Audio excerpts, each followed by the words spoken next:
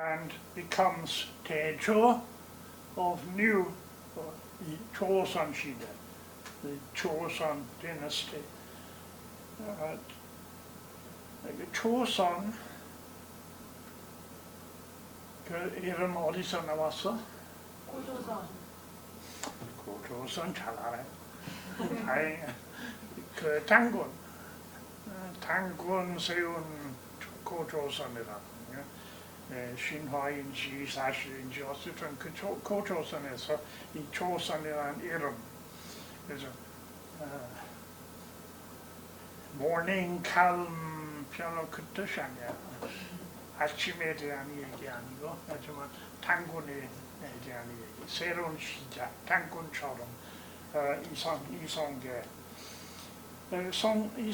대조였는데 빨리 다른 왕 세웠어요.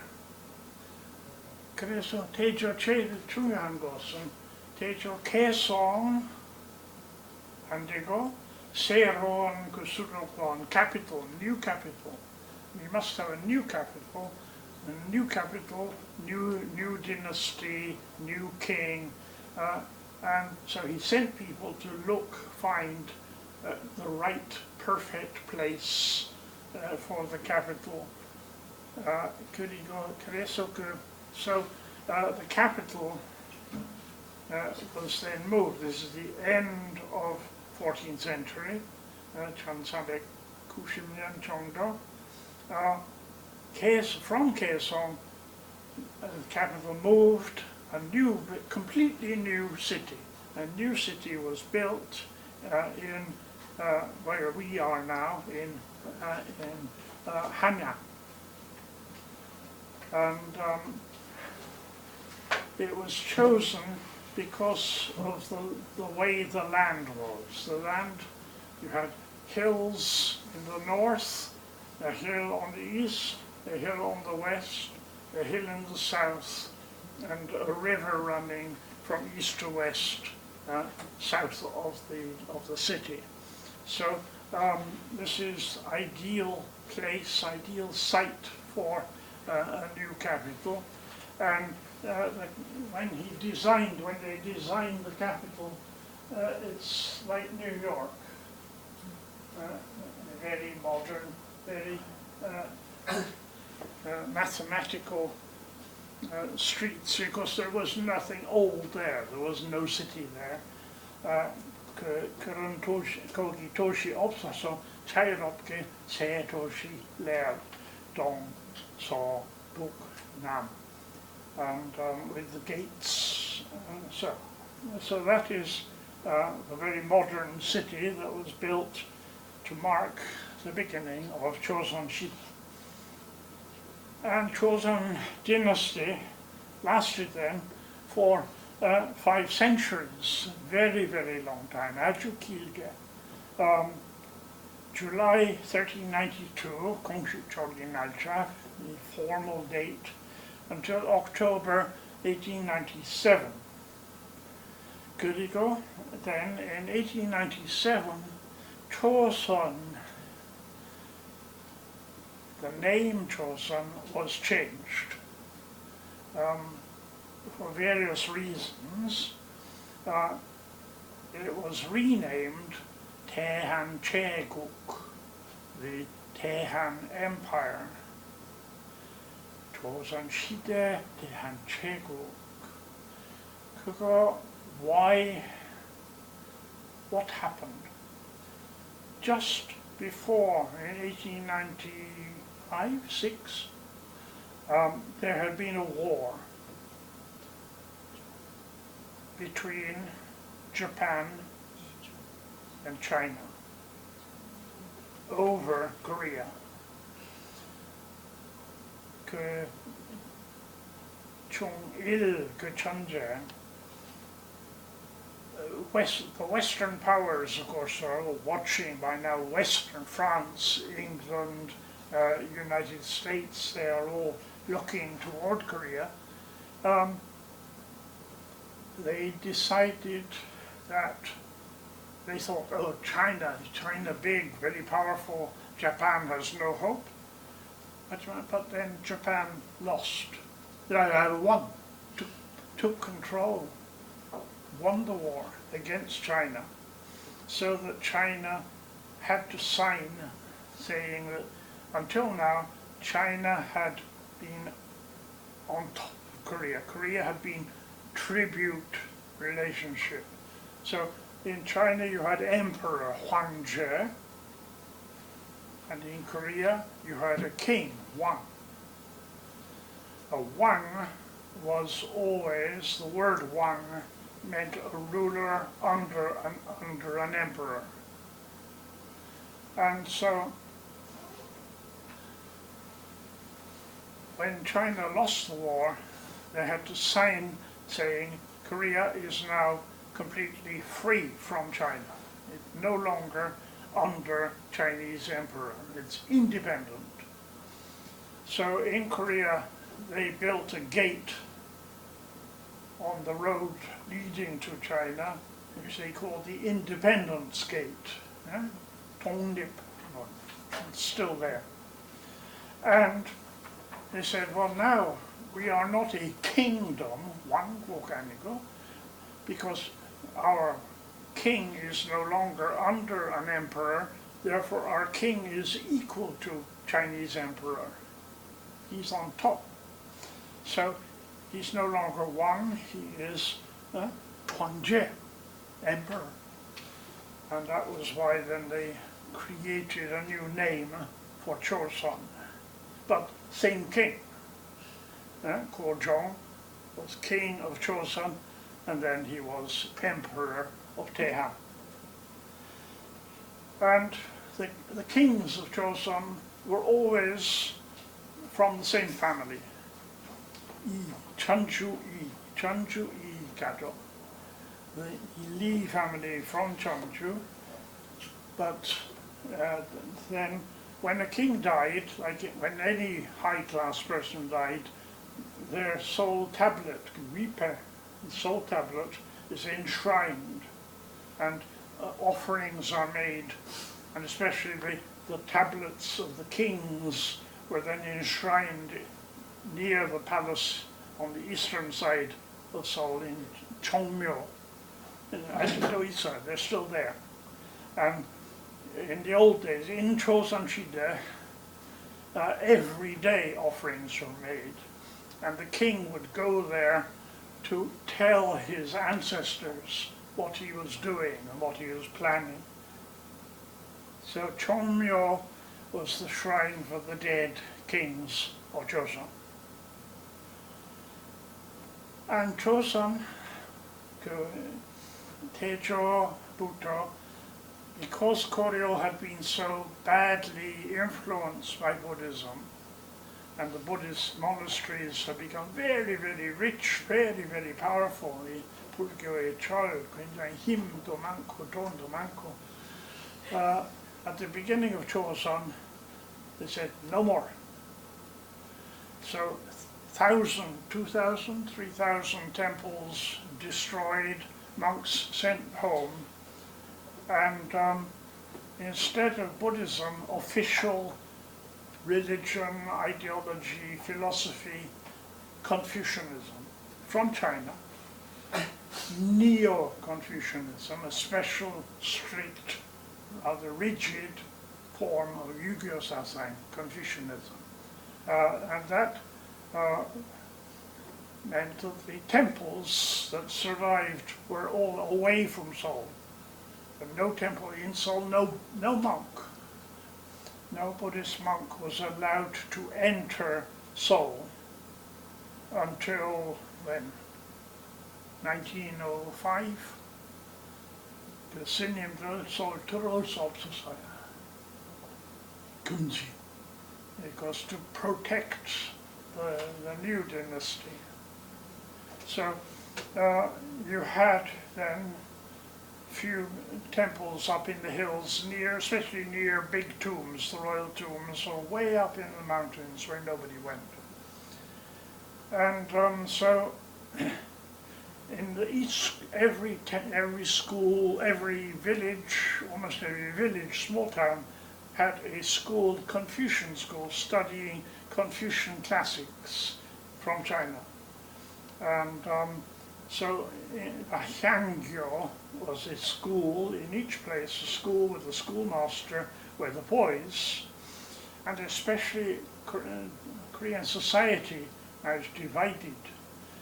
You have a kind of noble class, the Yangban, and then below the Yangban you have the Baeksong, the Nobi, the Hain, the serfs, and the Chungin, people in the middle, but not Yangban. And only Yangban were allowed to become officials in the government.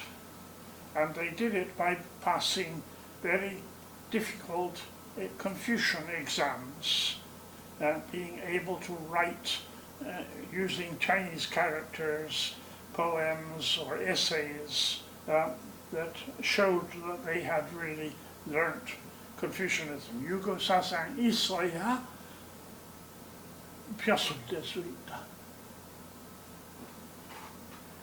So the 과거, state exam, various levels of exam, and if you pass, very difficult, most people could never pass.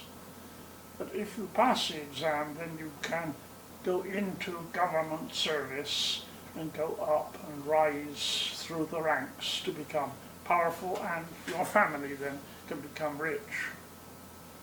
But in Korean society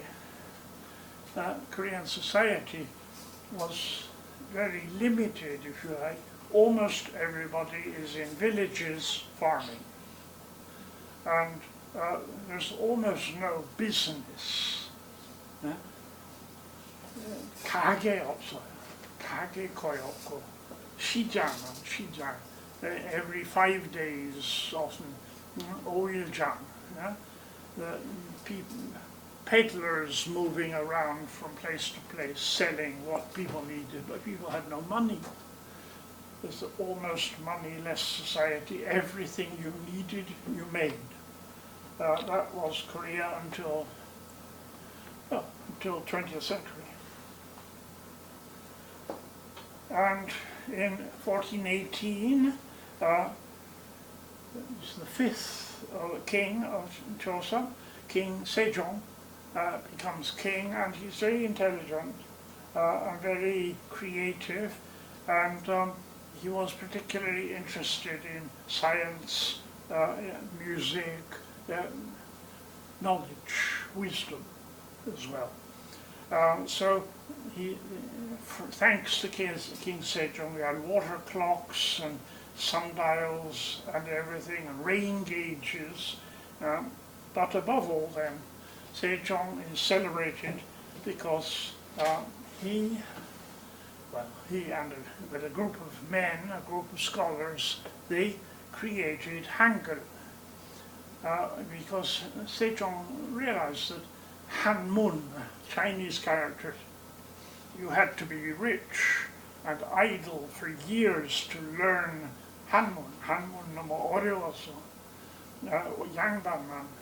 If you were a Yangban son, you could spend all your childhood learning Chinese characters. 이 한문 배울 수 있는데 일반인들 이 어린아이들부터 일해야지. No time to study. So Sejong wanted a system so people could write, ordinary people, common people, could read and write easily. And so they invented this alphabet. It is an alphabet. It's very, very rare to find an alphabet. It represents sound, not meaning. Chinese characters are ideograms, but Hangul represents pure sound. And it's remarkable, but 이 한글 이렇게 발표했는데 then they broadcast it, but the 양반들이 real learning is Hanmun, it's Chinese characters. So for centuries, 수백 년 동안 한글 여자들만 그리고 일반인들 어느 정도 남자들이면 양반 아닌 남자들 한글로 very easy, 너무 쉬워요.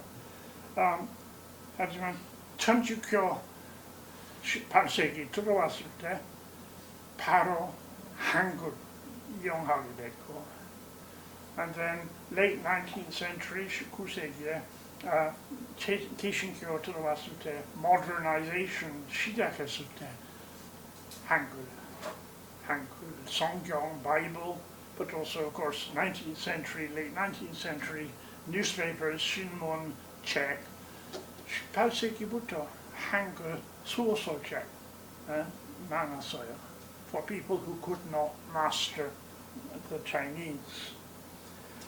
Of course, the big disaster in Joseon 시대 was the Indian War. 1592, because Japan wanted, it's a crazy idea, already at this time, Japan wanted to capture China, to rule China. And so Hideyoshi had unified Japan. Japan was broken up into small groups, but Hideyoshi unified Japan, and they said, now we're going to conquer China. 중국, 우리 것이다. And they said, oh, we'll just walk across, we'll walk across Korea. 그거 문제 아니죠. We'll walk across Korea into China and capture China. But then Korea was close, linked to China. Ming China was already very close to Korea. And we said, no, and that.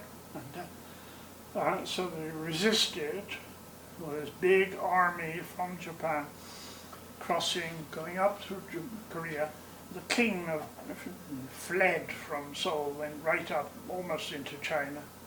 But there were two sessions, Injinweran, first session, second session. And by the time then Hideyoshi died and the Japanese plan collapsed, and almost every big building in Korea was burnt. Gyeongbokgung was actually burnt by the people of Seoul, not by the Japanese, because the king had left Seoul, had abandoned the people, so people were very angry and they burned. But most of the temples, if you go to Korea, any temple, it was burnt in Imjinwara. And all the cities, all the government buildings, all the big houses, pavilion, what do you say? So 1598, Hideyoshi died. So it was a big disaster for Korea. 100만 명 죽었을 거예요. 한국인들, 일반인들. 군인들 벌써 20만. So, and everything was destroyed. So by the end of Imjinwara, 완전히 새로운 시작하는 거예요. From nothing, from nowhere. And most famous hero, Isun-shin, the admiral in charge down on south coast, Cholla and Gyeongsang, on the south coast against the Japanese ships. Isun-shin, great hero, the turtle ship he invented to protect and to be able to attack safely. Right at the end of Imjinwara in 1598, he's on a boat, there's a big battle, he's struck by a bullet, he dies, so they prop him, they mustn't know he's dead. 죽었다고 생각하면 안 된다고. So they win the battle, but Isun-shin dies.